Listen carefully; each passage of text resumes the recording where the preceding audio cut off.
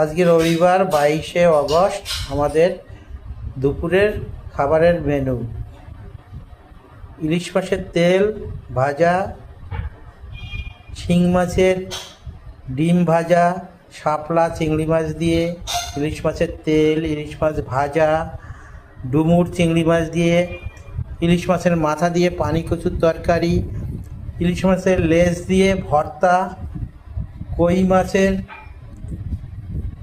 তেলকই যেটাকে বলা হয় তেলকই, আর আমড়ার টক চিংড়ি মাছ দিয়ে, এবং এর সাথে বাসমতি চাল এর ভাত। এটা আজকে আমাদের দুপুরের মেনু। এই মেনুতে আমরা এখন খেতে বসবো। আপনাদের কাছে আমাদের